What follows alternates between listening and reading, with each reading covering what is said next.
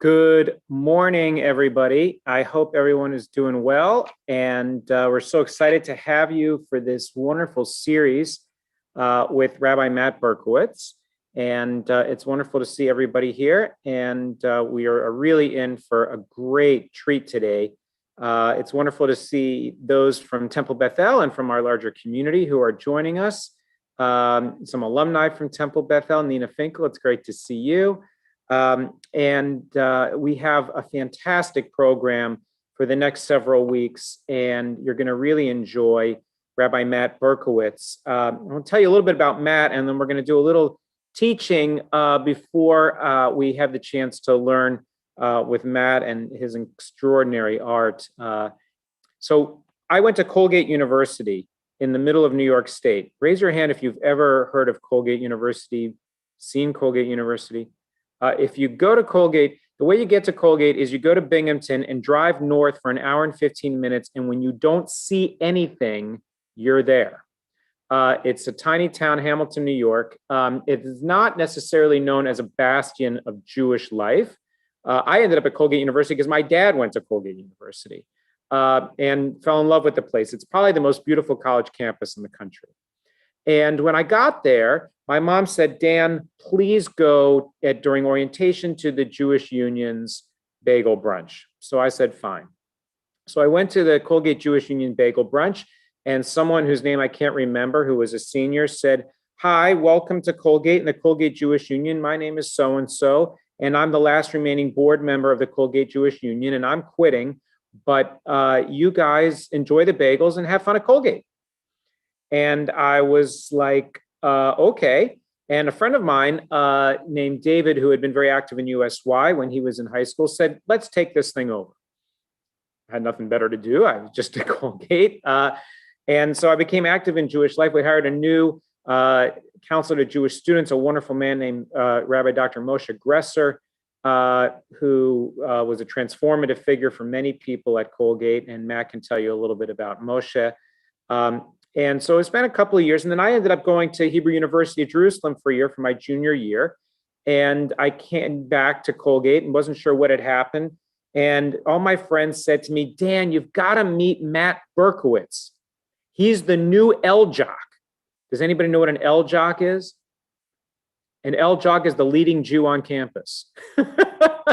I had been the L-Jock. I surrendered my title. And Matt became the L-Jock.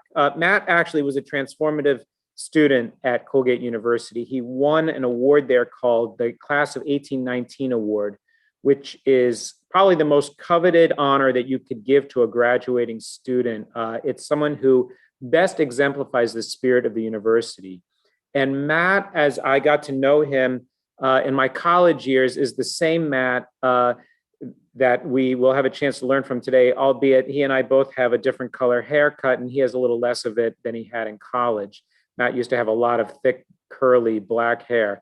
But Matt, after Colgate, went to the Jewish Theological Seminary. He studied in Israel at the Schechter Institute and at Pardes, and was ordained a rabbi, and then came to here to beautiful Boca, where many of you know him, where he served the Jewish Theological Seminary here as a teacher and as a fundraiser. He was a senior rabbinic fellow. He has taught for the Wexner Heritage Program on the faculty for many different of their cohorts. He has been a fellow at the Shalom Hartman Institute. But mostly, one of the things, beside from the fact that Matt has run the Year in Israel program for the Jewish Theological Seminary and done a lot of teaching in and around Israel. Matt made Aliyah a number of years ago. How long, Matt? I think it's 15 years now? Somewhere in that neighborhood.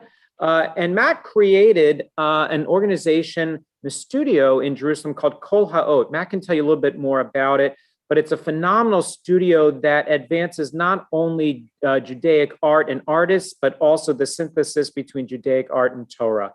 And I've had the privilege of learning with Matt there, along with my colleagues and tour groups that we've brought there. It is an amazing place. So Matt has had this incredible ability to marry his artistic talent, which is extraordinary, and you're going to have a chance to learn that during this class, and his incredible depth and sensitivity to Torah. there are very few people in the world that can match the way in which Matt can make art and Torah come alive simultaneously. And if you look behind me, you certainly shouldn't look at me. If you look behind me, you'll see here at Temple Beth El's Judson Beit Midrash, you'll see pieces of Matt's illuminated Haggadah, which in some ways is the inspiration for some of the learning that we're going to do today. Matt was kind enough to give us the gift of his magnificent Haggadah, which is 27 individual pieces, including 3 paper cuts, and he'll have a chance to talk about his art. Matt's one of my favorite human beings on the planet. The rabbis teach that there are 36 righteous individuals who are holding up the world at any given time, and I've been convinced since 1990, when I met Matt at Colgate University, that he is one of those Lamed Vavniks, just one of those pure righteous souls without which the universe would. So I say that with a lot of emotion and love in my heart for this man, whom I absolutely adore.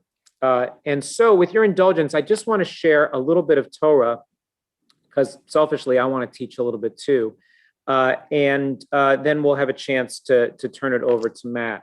So I'm going to share with you a passage from the Mishnah on Rosh Hashanah. And you may ask, if this was a whole thing that was supposed to be about Passover, why are we starting with Mishnah Rosh Hashanah? And the answer is, I will tell you. Okay, so if you take a look, let's say our blessing together for study. Baruch atah Adonai Eloheinu melech haolam, asher kitshanu b'mitzvotav v'tzivanu la'asok v'divrei Torah. Blessed you, Adonai, our God, ruling spirit of the universe, who makes us holy through the mitzvot that God asks us to perform and commands us to get busy with the study of Torah. So, Arba Roshei Shanim Hem, there are 4 New Years. There's one in Nisan, which is the Rosh Hashanah. If you take a look at the Hebrew, you can follow. I'll see if I don't think, if you can see my little hand here, you can follow with me. Be'echad b'Nisan Rosh Hashanah le'melachim l'regalim. So the first of Nisan is the Rosh Hashanah for kings and for the festivals. Be'echad be'Elul, the first of Elul, is the Rosh Hashanah for the tithing of animals. And Rabbi Elazar, Rabbi Shimon say, Be'echad be'Tishrei, that the tithing of animals should really be on the first of Tishrei. Then it says, Be'echad be'Tishrei, the first of Tishrei, we know what Rosh Hashanah that is. That's the Rosh Hashanah L'Shanim, for the years, and L'Shmitin Ulivlot, which is for the Shemitah year and for the Jubilee year.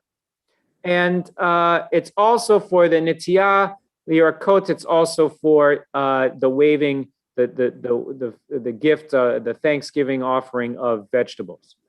And then Bechad B'Shvat, the first day of Shvat, is the Rosh Hashanah La'ilan. It's the first Hashanah for the trees, but that's what Beit Shammai says, and of course you can't trust anything Beit Shammai says. So Beit Hillel comes along and says, no, that's B'Chamisha Asar Bo. It's the 15th day of Shvat, which is the day that we all know as Tisha B'Av.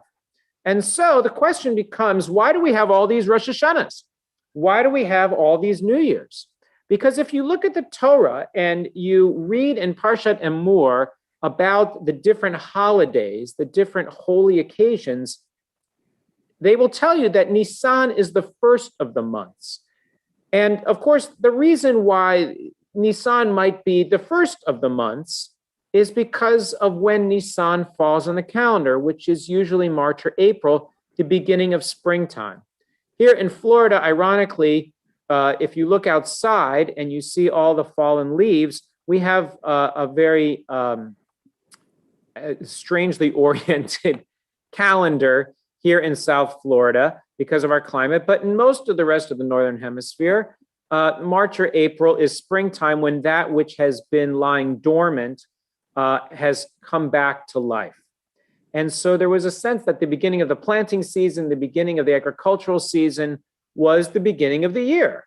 So hence they say it is the Rosh Hashanah for the festivals, which are Pesach, Shavuot, Sukkot, but also for kings. And what do they mean by kings? So in ancient times, and not so ancient times, but when you would count years, when you would count for the number of years that a king had been serving on the throne. And you wouldn't count from the day that the king started sitting on the throne. You would start counting years on the basis of the first day of Nisan. So if a king started on the last day of Adar, the commentaries and the Gemara teach that if a king started his reign on the first day, the last day of Adar, he gets a whole year's credit of reign, because his next day of his tenure is going to be the first day of Nisan. You say, all right, he served a year, even though he really only served a day. We know this because what year is it this year? It's 2021. And what is 2021? 2021 is how they've computed the calendar for the number of years that a particular individual has served on the throne. For $10,000 and a chance at the bonus round, can anybody tell me who is sitting on the throne that we're talking about? You can unmute if you know the answer. Who has been sitting on a throne for 2021 years? No one's got a guess? Our Lord Jesus Christ. Oh, geez. Our Lord Jesus Christ. How many of you used to count years? It would say 2021 AD. And we used to think that meant after death. No, it doesn't mean after death. It's Latin for Anno Domini, in the year of our Lord. So there was a sense when Christianity became ascendant that the King of Kings was the Messiah, Jesus Christ. So we count the number of years since the Messiah emerged. It's actually not the right calculation if you do historical things, so don't matter. The difference, however, is in Jewish tradition, we don't count the years of the Lord. We count the years since the creation of the world, which is on Rosh Hashanah, which is in the 7th month, the month of Tishri. And so the question then becomes, on the 1st of Nisan, it says the new year for kings. So why Nisan? What is so special about Nisan? What's special about Nisan is that Nisan is the month of redemption. It's not just the month where we start to plant. It's not just the month where agricultural comes back to life. It's the month of redemption. On the 15th day of Nisan, we celebrate Passover. The 14th day at twilight, we celebrate our seder. We would paint our doorposts. And then on the 15th day, we get to celebrate our liberation. So New Year's are interesting because New Year's are times when we have a chance to think about what was and to think about what will be.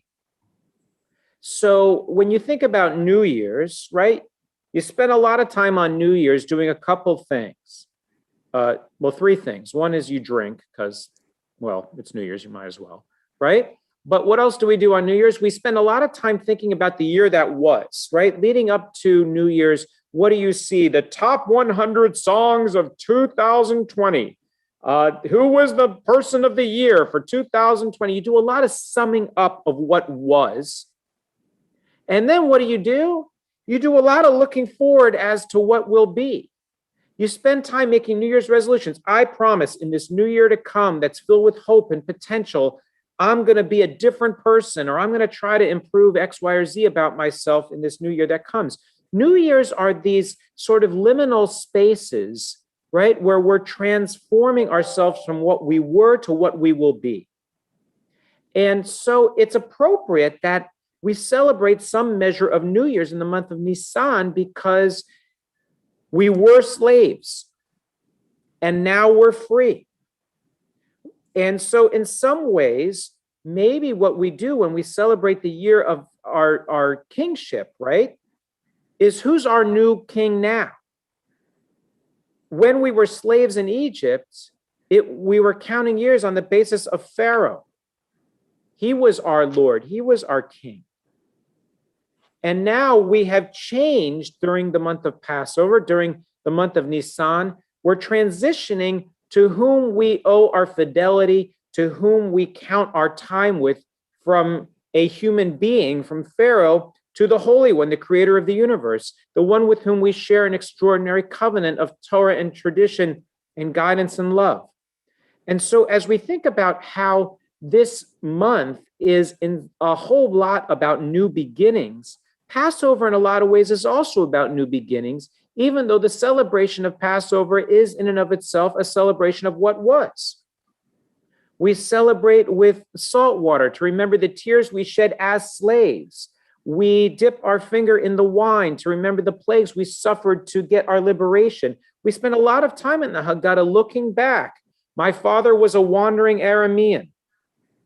And at the same time, we also invite Elijah the prophet to our seder because we spend a lot of time looking forward to the idea of our redemption. And so as we sort of live in this liminal space, as we prepare, we find ourselves now towards the latter part of the month of Adar, and we prepare in the coming weeks to enter into the month of Nisan and this new year for festivals and new year for kings and rulers. We think a lot about what was and what will be, and how Torah is that linchpin that can propel us forward from the glorious past of wisdom and experience we have as Jews to the future that we want to embrace. So I start with that little bit of Torah, and B'Kod V'Arab, I'm just grateful to have Rabbi Matt Berkowitz with us to share with us for the coming few weeks and for today. So Matt, continue, take it away. Thank you, Rabbi Dan Levin, for that very, very loving introduction and for those beautiful words of Torah, an inspiring way to begin. And I say that we're in the Mutual Fan Club, and I'm going to set aside my words of praise for Rabbi Levin now so that we could jump into our learning. But another time, I look forward to sharing my loving words to Rabbi Levin with all of you. So I want to say, Boker Tov, good morning to all of you in North America. From Israel, Tzorayim Tovim, good afternoon from here.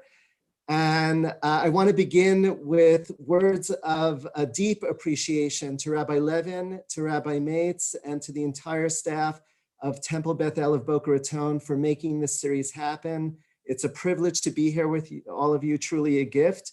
And I want to send special love to Emily, Elliot, and Nina, who I worked with for many, many years. It's so great to see you here in this virtual Beit Midrash space. And I welcome all of the new faces that I'm getting to know over our learning together. It's hard to believe that we're less than a month away from Pesach at this point. And here we are jumping in. So it's also my privilege to welcome you to Yerushalayim, to Jerusalem. Your voices will now be heard in Jerusalem. As far as I'm concerned, you're sitting here with me in Israel right now. So if you can't be with me physically, it's wonderful to be able to see you on the screen sitting with me in Israel. So I welcome you to the Jewish Theological Seminary Shokin Library. This is our campus in Israel. We're just across the street from the Prime Minister's residence. And it's a great, great gift to be learning with you. It's only natural to begin this series on the art of freedom with the work that launched my out-of-the-box rabbinate, which weds together Jewish learning and art. And I want to give you a little background before we jump in. I first learned about the Mos Haggadah as an undergraduate at Colgate University, which Dan spoke so beautifully of. Rabbi Levin took me back about 30 years, and there's Rabbi Mates proudly holding up her copy of the Mos Haggadah. I was taking a senior seminar class on the Passover Haggadah, and the dessert of the class was the professor putting together a slide presentation. You'll remember slides before PowerPoint, right? Putting together a slide presentation on the Mos Haggadah. And during that hour, it was no less than a moment of revelation for this rabbi seated in your midst.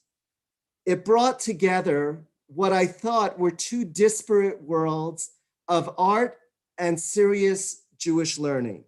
And there before me, as I saw these images going across the screen, I was in awe as I saw the worlds of art and Jewish learning coming together in a deeply powerful and moving way.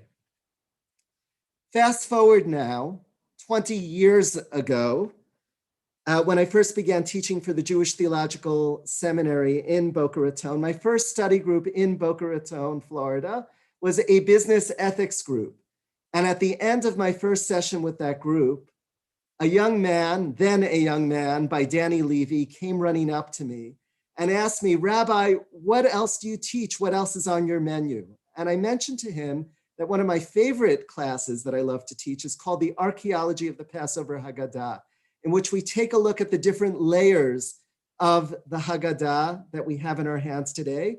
It comes to us from many different periods of Jewish history, biblical, rabbinic, medieval, modern. And Danny turns to me and says, you know, my parents own a very, very special Haggadah. So my ears perked up. I said, what is that? And he asks me, did you ever hear of the Mos Haggadah? I said, of course. My eyes lit up. I studied the Mos Haggadah quite deeply in college. After college, I had the opportunity to meet David. To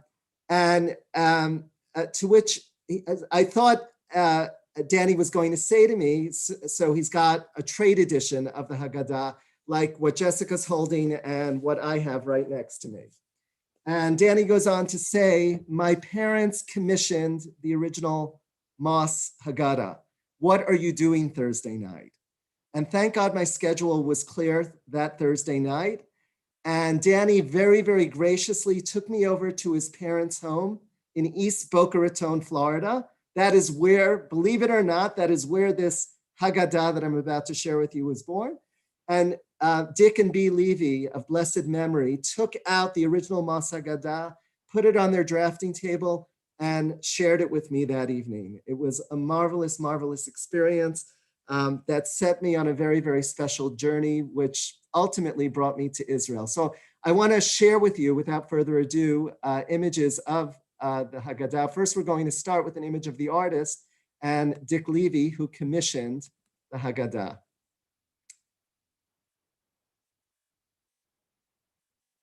So here we are. Okay. On the left, David Moss, right? He is one of the most talented Judaica artists in the world today. And I'm delighted to tell you he's my dear friend, mentor, and partner in the special project that Dan spoke about, Kol Ha'ot, our studio space just outside the Jaffa Gate in Jerusalem.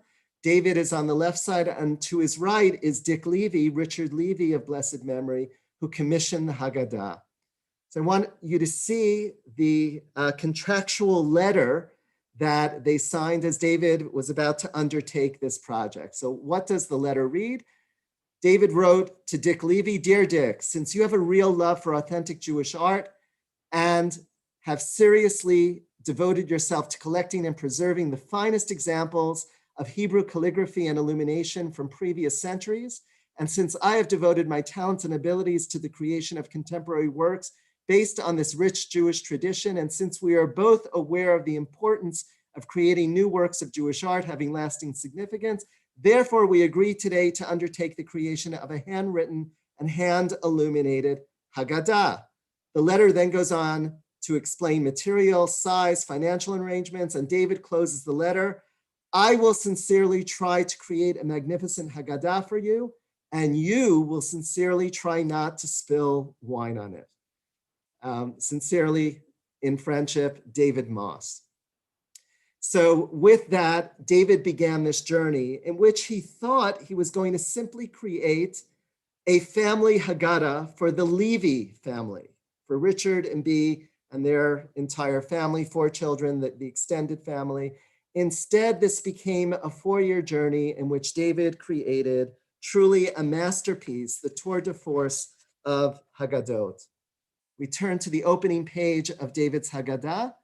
Right? David was inspired by a Spanish manuscript Haggadah that he saw sitting in the British Library, which opened with a very, very simple illumination of a tree. David decided he wanted to begin his Haggadah with a tree because he felt that the tree represents pure potential. But this is not just any tree. He based the tree on the menorah, on the candelabrum that's described in the book of Exodus. So this tree has 7 main branches emanating from it: 1, 2, 3, 4, 5, 6, and 7. And notice in the base, you have 3 emanations, 3 roots, right, which are meant to mirror the candelabrum that's described in Torah, which also had 3 branches coming out as it came down to the pedestal. So David wanted to begin with this image, this very, very central image to Jewish tradition, right, of the tree of life, of resonance with the menorah.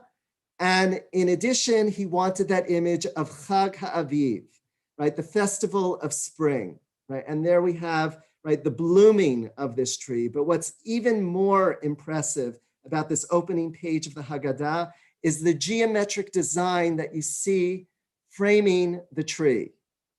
Okay, I hope you're all sitting at this point. That geometric design that you see woven around this tree of life image is the entire text of the Passover Haggadah written in Hebrew micrography, tiny, tiny Hebrew script.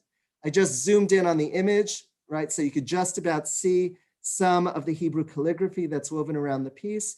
David wanted to begin his Haggadah with, right, the entire story on one page.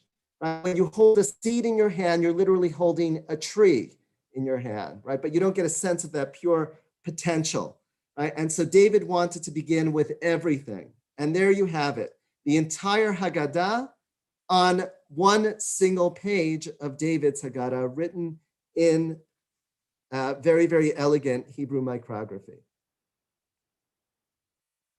The next page of David's Haggadah is a calendar that covers 260 years. And it tells us precisely what the first day of Pesach is going to be every single year.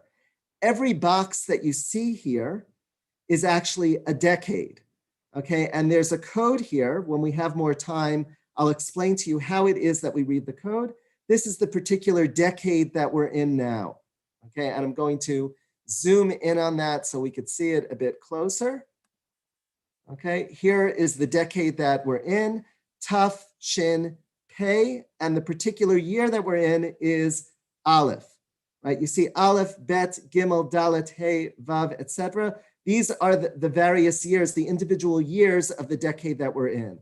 We're in the first year of the decade here, and when you look next to the Aleph, you see another Aleph.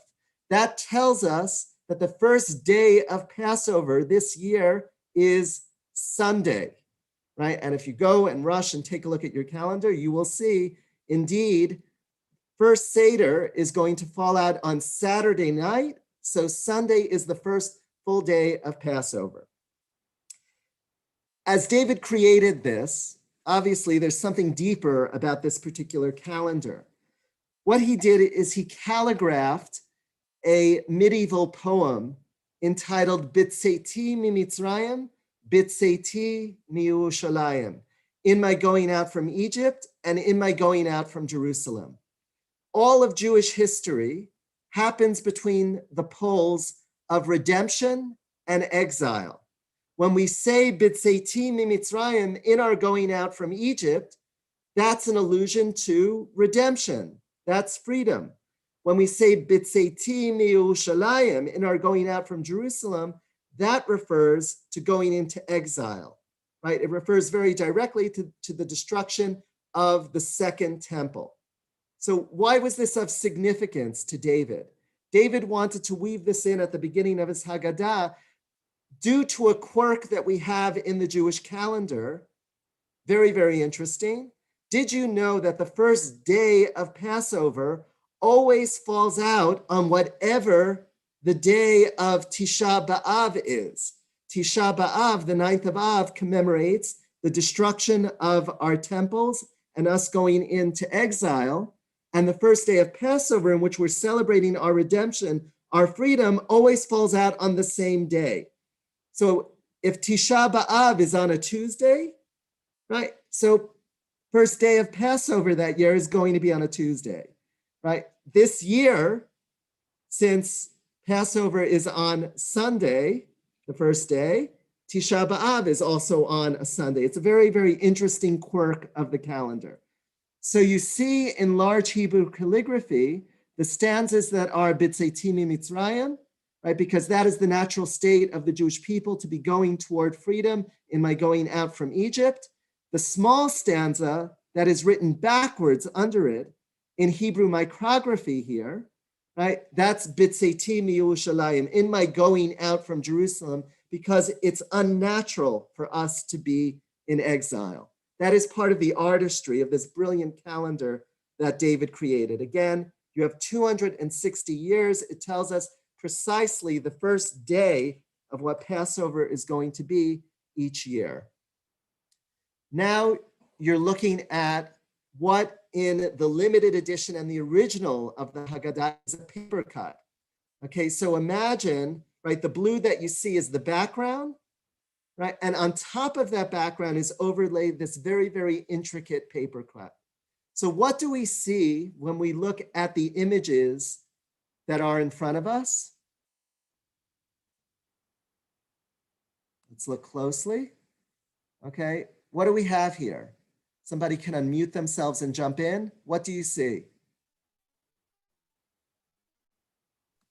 Making matzah. Okay, let's look a little closer. Not making matzah, but okay, we definitely have Israelites here. Making stones for making the stones for the pyramids.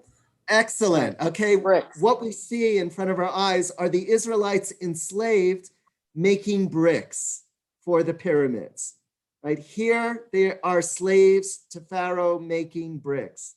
Now, when you turn the page in the actual Haggadah, this is the opposite side of the paper cut. And what do we have? Who jumped in right at the beginning and said we had the Israelites baking something? Yeah, it was me. It's Philip. Yeah, it was matzah, obviously. Yeah. Philip, excellent. Now you can say it. Now you see the Israelites baking matzah.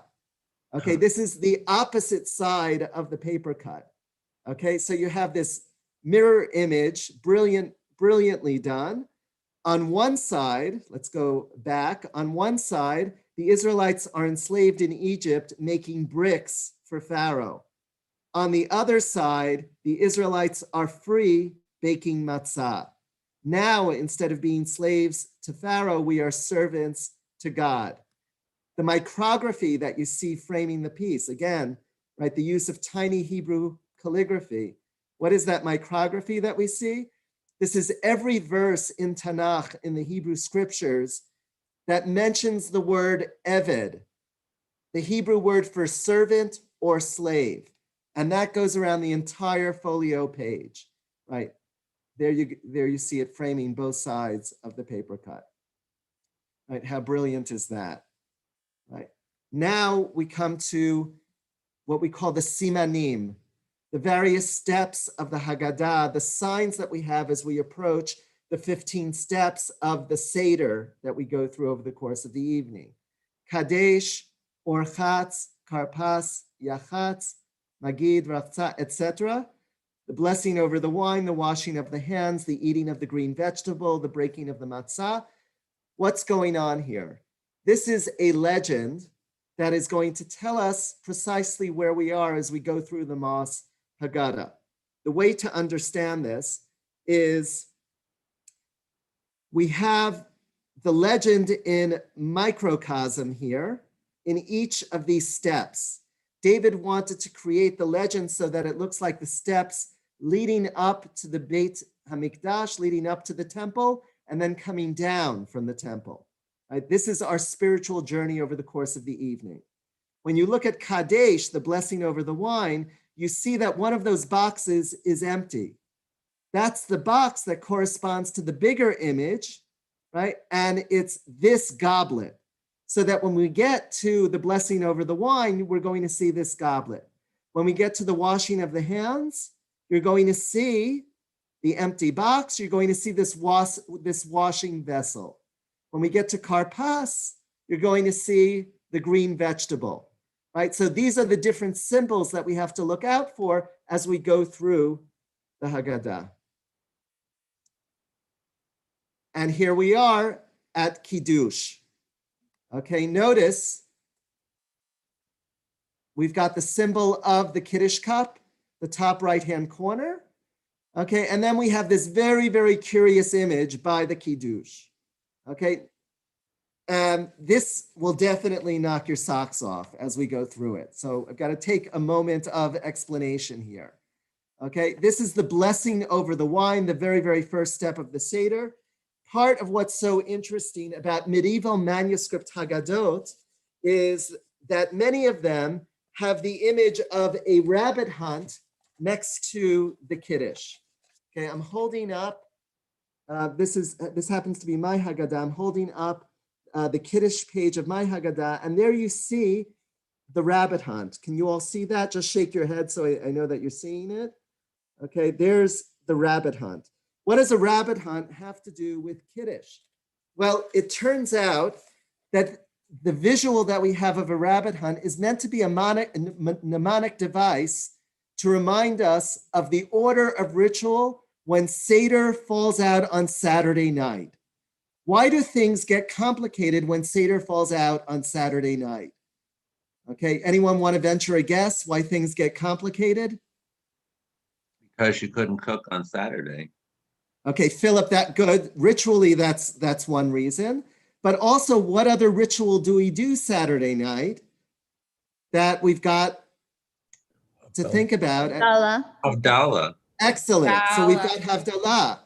Okay, we've got Havdalah. So the question is, how do the brachot, the blessings of Havdalah, dovetail with the Kiddush that we need to say? What comes first? The rabbis created a mnemonic device to remember that. It's called Yaknahaz. Yayin, Kiddush, Ner, Havdalah, and Zman. Yayin, which is the blessing over the wine. Kiddush, the sanctification of the day. Ner is the blessing over the candle. Havdalah, the blessing of Havdalah that we say Saturday night. And Zman, the blessing of time, which is Shechianu v'kiyamanu v'gianu lazman hazeh. Okay, how does all of this connect to a rabbit hunt, you're wondering? Because the German expression for rabbit hunt is Yagdin Haz, which sounds like the rabbis Yaknahaz. So that's how that image of the rabbit hunt ended up next to the Kiddush section of many medieval manuscript Haggadot. It's meant to remind us of Yaknahaz, which reminds us of the order of ritual when Seder falls out on Saturday night. Part of what's so intriguing about this image is it's believed by scholars that the image of the rabbit hunt was also included because of the persecution of Jews throughout Europe. And so the rabbit came to symbolize the persecuted Jew, right, being pursued by the hunter. What did David do on this page? David took the symbols or the coats of arms of nations that throughout history have persecuted the Jews, right? We begin here going from right to left, right? The top row, this is the symbol of Antiochus Epiphanes, the villain of the Hanukkah story. Vespasian, who destroyed the Second Temple. Hadrian, who crushed the Bar Kokhba rebellion in 135 CE. We go to the second row. This is the coat of arms of the city of Trent, which was infamous for the 1475 blood libel. It's flanked by the coats of arms of two popes, Pope Innocent III and Clement IV, who were both very, very anti-Semitic in their policies, very mischievous with regard to the Jewish communities of Europe. The third line, we have the Polish coat of arms, the Tsarist imperial eagle, the civic seal of the city of Aswisum, also known as Auschwitz, an early German Reichssattler, and of course, the Nazi symbol. What do we see in the last box? The final box, we see the rabbit jumping out of the box. But before we get there, what do you notice that all of these symbols have in common? You say it again. Say it again. They all look like eagles with fanning wings. Excellent. That was right, Elliot. Okay. They all have the eagle in common as their symbol, their national symbol. Okay. It's the eagle, and you see the rabbit in the talons of the eagle, right? The carcass of the rabbit, and here the rabbit is hopping out. Okay. Look at where the rabbit is hopping to. Shehechianu v'kiyamanu v'higianu lazman hazeh.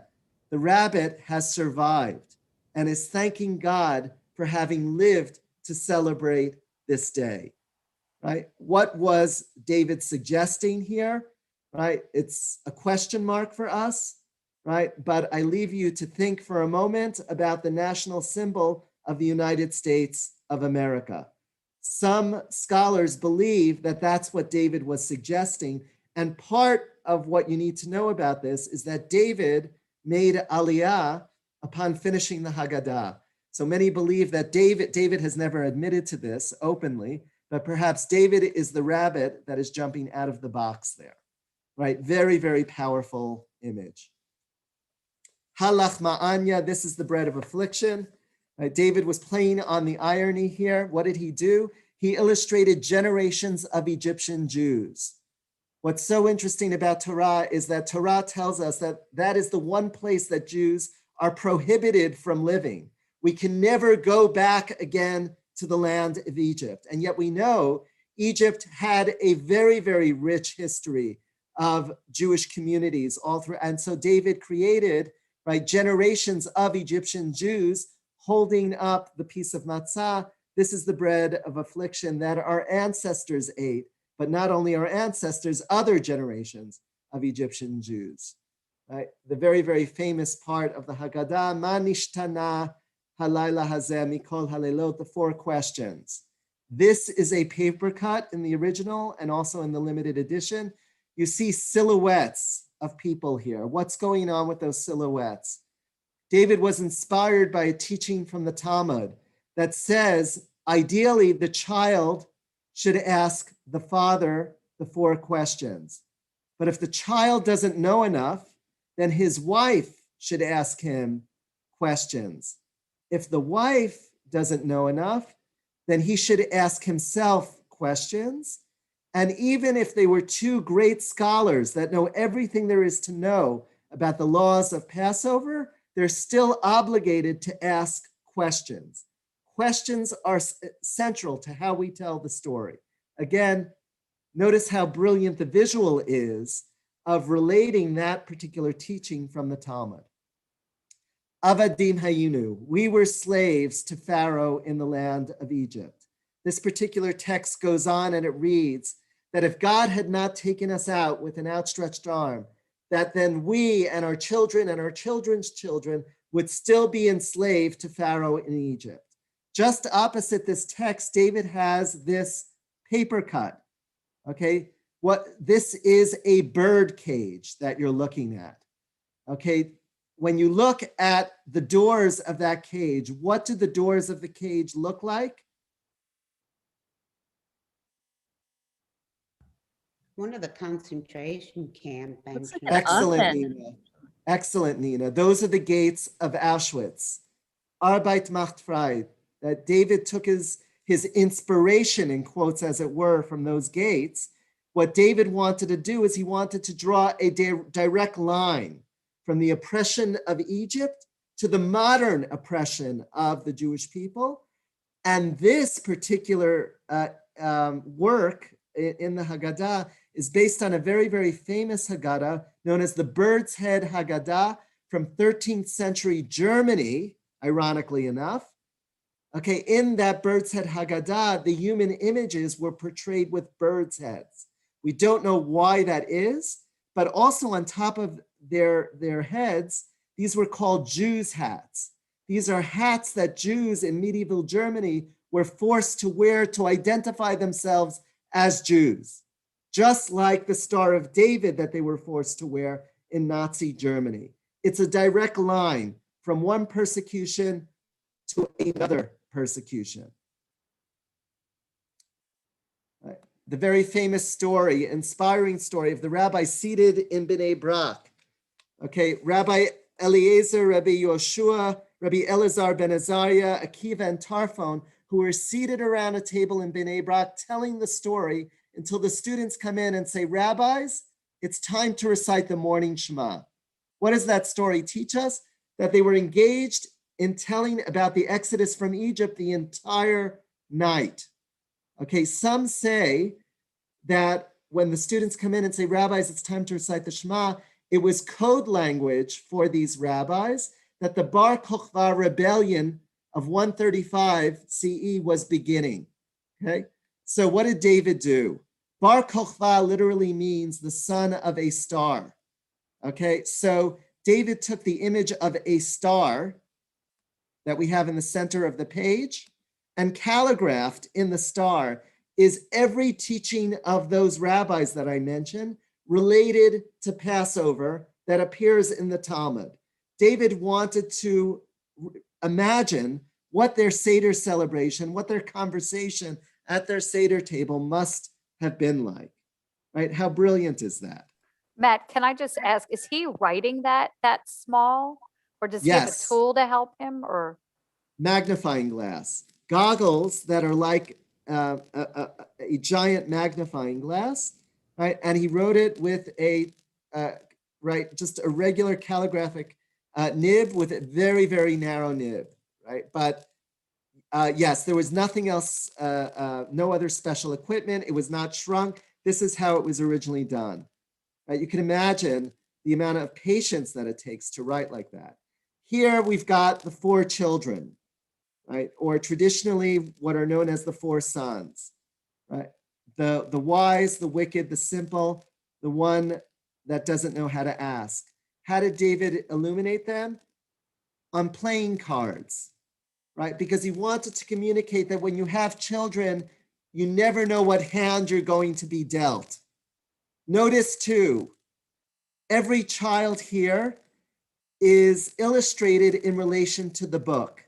The wise child is reverently holding the book. The wicked child is sitting on the book, right? The simple one is holding, right, the Torah very innocently, and the one that doesn't know how to ask is juggling on books, right? What is the most beautiful part of this illumination for me? It's the calligraphic flourishes, the micrography that you see at the bottom of the page. David associated a blessing with every single one of the children, because he wanted to communicate that every single child, no matter who they are, is worthy of a blessing. No matter if they're wise or wayward or don't know how to ask the question, every single child is worthy of a blessing. Whole lot of Torah to be learned in this Haggadah. Right, this is from Genesis 15, the covenant of the parts, when Abraham is told that his descendants will be enslaved in a strange land. Right, the plagues, the 10 plagues. David wanted to give the feel of, remember, as we take the drops out of the glass of wine and we put them on the napkin, how it bleeds into the napkin. So each plague sort of bleeds out. And again, there's micrography around each of the plague. He micrographed, calligraphed the actual narrative from Torah related to each of the plagues. This is dam, blood, and then the narrative from Exodus. Sfardea, frogs, and then the narrative from Exodus, and so on. The 3 symbols that we have to mention Seder night: Pesach, the Paschal lamb; matzah, the unleavened bread; and the maror, the bitter herb. Right? Something special that David did throughout the Haggadah. You all know the books, Where's Waldo? David hid 10 afikomens throughout the Haggadah. One of those afikomens, I'm giving away one of the afikomens. One of those afikomens is here. David wrote the word afikomen in Morse code here. Can you believe this? This artist and scholar had way too much time on his hands, okay? My absolute favorite page of the entire Haggadah, and there are many pages to love, as you can see. B'chol dor vador chayav adam lerot et atzmo ki'ilu hu yetza miMitzrayim. In every generation, we're obligated to see ourselves as if we personally came out of Egypt. What David did is he illustrated Jews from all different countries in the apparel of that particular country, the special clothing, and he put mirrors in between their images. Okay, they just look like gray ovals.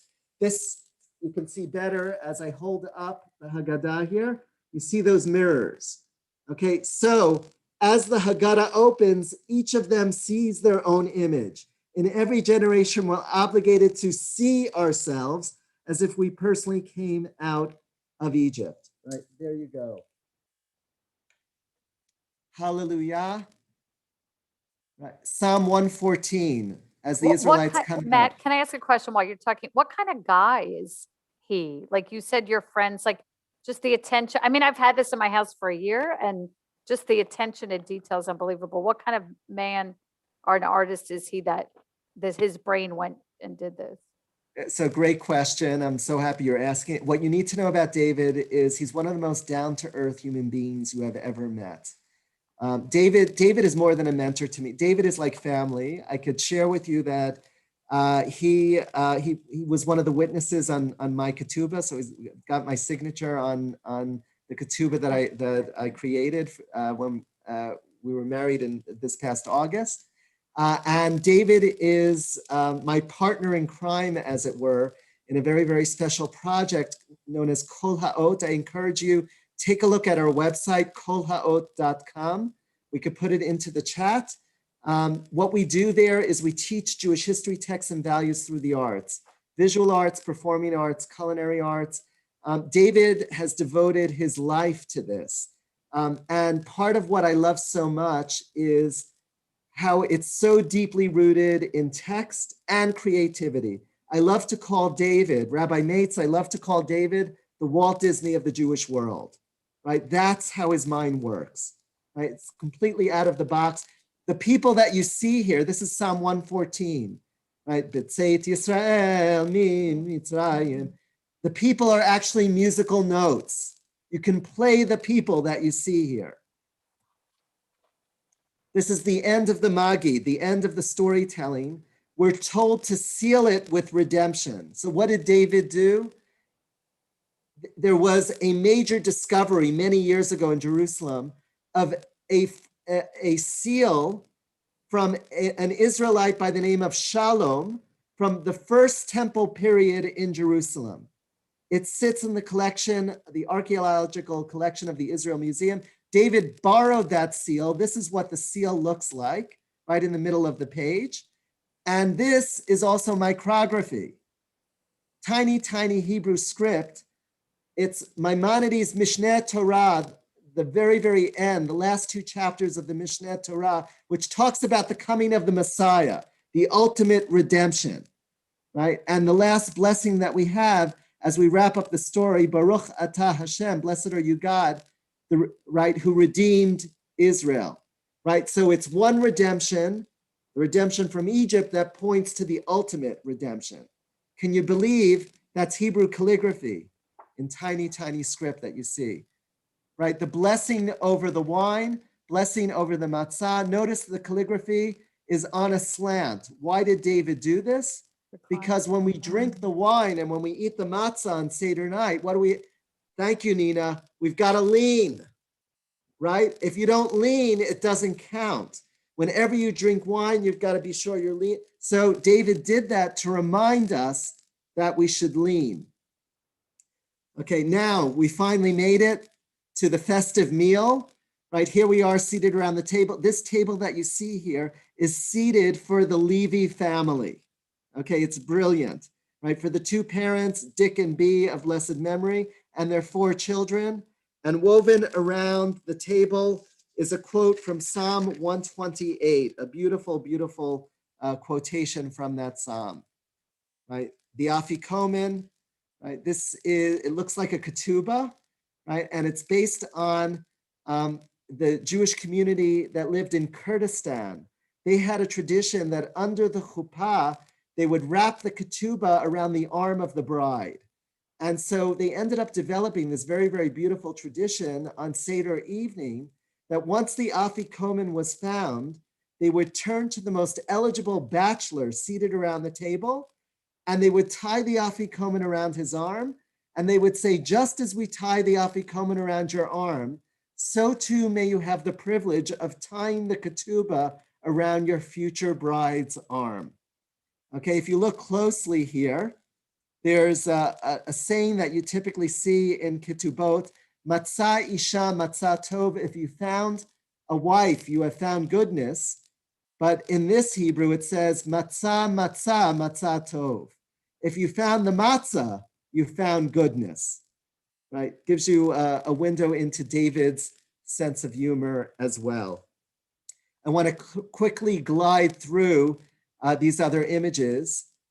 This is the cup of Elijah, right? We say, Shvo chamatcha, pour out your wrath, as we open doors, right? These are doors of dwellings of Jews from all over the diaspora, where Jews have lived in Morocco, in Persia, in Italy. David calligraphed under those doors the text of pour out your wrath in the particular language that the Jews spoke in those different lands. So you have Judeo-Italian, Judeo-Persian, Judeo-Arabic. Think about the amount of homework that went into this one page of the Haggadah. And there's the cup pouring out its wrath. It's actually on a hinge in the limited edition. Nishmat kol chai, every breath of life shall declare your praise. Lashana habra b'Yerushalayim habnuya, next year in a rebuilt Jerusalem. It ends with a similar image like we saw at the beginning with the tree of life. This is a midrash that contains the 70 different names of Jerusalem. Again, this is micrography that you see framing the image of Jerusalem that looks like matzah in the center. I want to stop here and take a couple of questions. And So I want you to feel free to unmute yourself on Facebook. I'm watching as well. If you want to put questions in the notes there, if you have questions, you can unmute yourself or put in the chat. I just want to tell you, I bought, so the version Matt is talking about is the arts, very expensive, fancy version. I actually got on eBay, there are reprints of it. Now my reprint is missing some pages that were, must be pieces of art, but that's why I put the link there. If you buy things on eBay and it says best offer, make your lowest offer you want. I got this, I think, for $50. I was at Natalie Palavin's house, who's a congreg. She's like, this amazing moss. I got it. I went on eBay. It's not the artistic original version. I don't know if David Moss wants to hear this or not, but there are versions on eBay. And when it says best offer, make a low offer. That's what happened to me. And sometimes people just take it.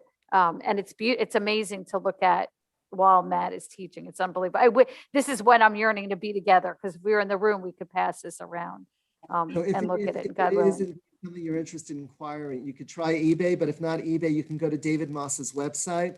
The Haggadah ships from California.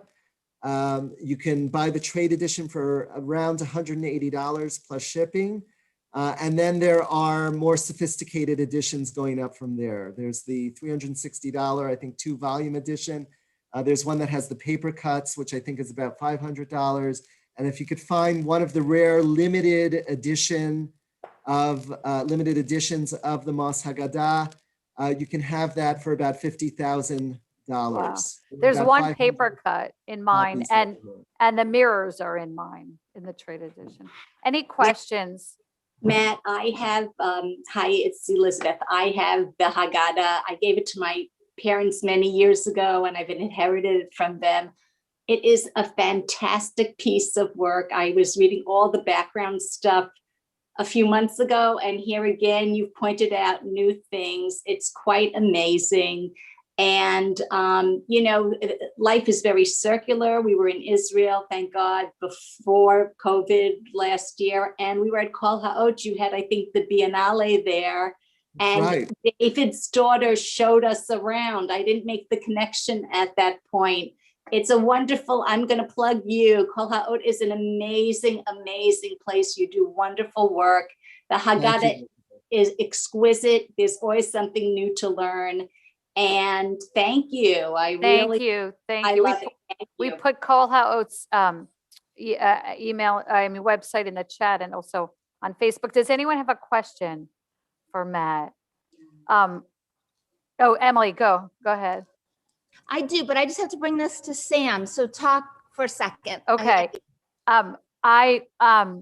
Next week, I'll be sitting in the Beit Midrash as Rabbi Levin was today, because Matt's work is there as well. I don't know if in our 3 weeks we have time to learn about the Stender as well. I know not today. That's a whole nother story. Matt is so multifaceted and so talented and unbelievable. I don't know him Thank as well as you. Rabbi Thank Levin, you. I'm happy to do a virtual Stender presentation. By yeah, the we'll way. do that. He's going to be back with us in April. we're Emily, go still- ahead. We're still remembering that Stender presentation. It was amazing. So if you do it again, we would love to see it. We're still talking about it as a family. We love Thank you. it. We just have a minute, so go ahead, Emily. Okay, so we're having, of course, a very small seder this year with my parents and some of my aunts and uncles. And I believe Stephen has upstairs a copy of the Haggadah. If we were going to take out highlight one page, one thing for some newness, we try and bring some new things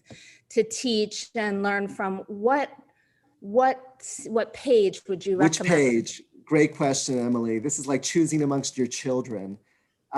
But I would take out the mirror page, right? The mirror page is absolutely fascinating and brilliant. And one of the most beautiful explanations that I heard from David is he loves to teach, when you look at that page, is the only time that you can consider yourself part of that chain of the Jewish people is when the book is open, right? When it's fully open, you see all of those Jews and Israelites from all different periods of our history, right? But he says when the book is closed, right, you're not part of, you don't see yourself, you don't see your image. And to be an engaged Jew, you always have to have a book in front of you, whether it be Torah or Mishnah. You've got to be learning something. And I love that message. And visually with the mirrors, I love it that you can, so I would definitely use that one. Matt, can I jump in with another suggestion? Because I was thinking this, we have coming up, I'm just going to share the screen. We have Mara God coming for our women's Seder experience. And she is Black and Jewish and writes a book about it. And I literally wrote down, when you showed the opening page of the Haggadah, and I'm blessed to have it with me, that the whole Haggadah is there in that first image. It prompted for me the way I want to introduce Mara, and the way maybe we need to think about each other, that we have a whole story. And when you just look at someone or make assumptions about someone, you're not remembering their whole story. And so Emily, that's a different, I mean, you have the expert, and then you have the novice or the rabbi. But for me, that's what spoke to me, that when you look at a person, you need to know their whole story, and that's there. So that's just, and I don't know if anyone else has another page they would, would highlight. I'm happy to lend it to anyone. The 4 children, Emily. The 4 children is a great one as well.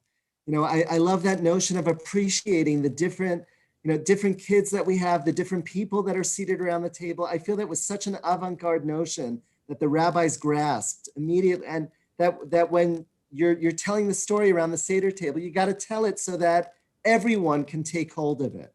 Right? You've got to be attuned to your. So I think that's another great one to use as well. So it's great to see Nina, who used to be at Bethel and still very much a part of our lives, and everyone else. Rabbi, we can't thank you enough. I'm happy after Passover to lend this to anyone, just you can see it. And I'm sorry to not promote David's site, but if you go on eBay and lowball someone on that best offer, you might get a copy yourself. Mine's missing some pages, but still amazing. Yes, Nina. I have one also, Fantastic. but I got mine from David a lot of years ago. Yeah. Anyway, thank you, Matt. Thank you. We'll see you next week. We're so excited. This was just enlightening and wonderful. And we'll just keep looking at all those minor details of life as Moss has done in the Haggadah. Thank you so much. Thank you so much, Rabbi Meir. Ross, thank you, our amazing for joining. producer. All right, be well. Thank you. Take care. Shabbat shalom. All the best. Bye-bye. Thank you. Bye. Stay safe. You too.